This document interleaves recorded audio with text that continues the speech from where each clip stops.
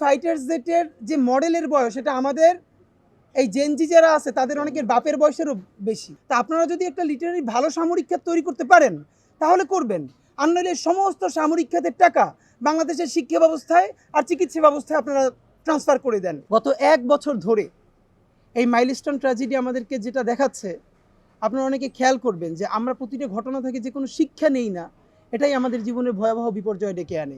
এত বড় একটা রাষ্ট্র, তার বিমান, তার নৌ, তার সেনা, তার প্রতিরক্ষা, আকাশ প্রতিরক্ষা কেমন অবস্থায় আছে, কি আছে, মানে লিটারারি এক কথা বললে বাংলাদেশের আকাশ প্রতিরক্ষা বলতে আসলে কিছু নাই। শিয়া বাটার ও ভিটামিন ই সমৃদ্ধ লিলি হালাল বিউটি সোপ, তারুণ্যময় উজ্জ্বল ত্বকের জন্য।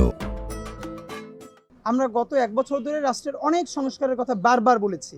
শিক্ষা খাতে সংস্কার লাগবে, এটা লাগবে, আমলা লাগবে, পুলিশের সংস্কার লাগবে, বিচার বিভাগের সংস্কার লাগবে, পুরো কাঠামোতে। কিন্তু যেই কথাটা রাজনৈতিক দলও ঝুঁকি নিয়ে বলছে না, সেটা হলো আমাদের সামরিক খাতের সংস্কার।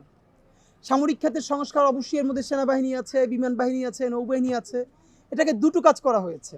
এর উচ্চপদস্থ কর্মকর্তাদেরকে ফ্যাসিবাদী গোষ্ঠী হাসিনা, তার সাথে ভারত, তারা পুরো এমন একটা সেটআপের মধ্য দিয়ে নিয়ে গেছে যে এরকম কিছু কিছু ব্যক্তিকে শত শত কোটি টাকার সুবিধা দিয়ে কিনে নিয়ে পুরো এই বাহিনীগুলোর প্রফেশনালিজম নষ্ট করে ফেলা হয়েছে।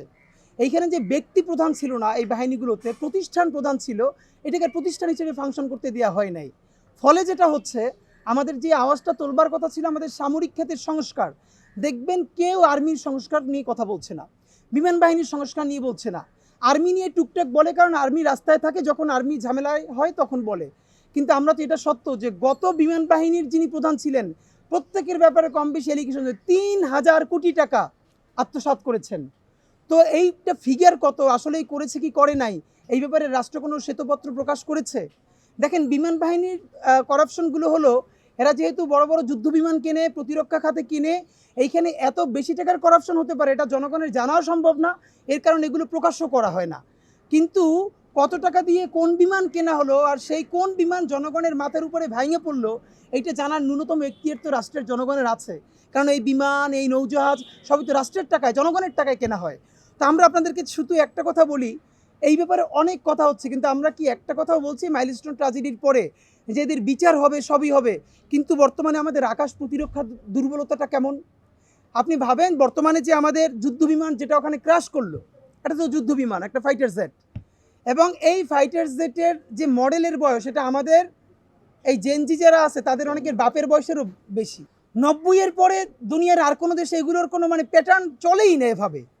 আপনি এরকম সেকেলে একটা বিমান দিয়ে, যুদ্ধ বিমান দিয়ে আপনি চালাইতেছেন, এবং কোনটা আপনার প্রতিবেশী দেশ হইল যে পৃথিবীর 4র্থ সামরিক শক্তিতে, আর সেইখানে আপনি কটকটি মার্কা এইসব যুদ্ধ বিমান দিয়ে, মানে এগুলোর মানে কি? যদি না পারে বলবেন, আমার সিঙ্গাপুর তো এরকম থেকে চলে এসেছে, বলেছে আমাদের এরকম সামরিক খাত পালতে পারবো না, এর চেয়ে আমরা এটার চিকিৎসা খাতে খরচ করি।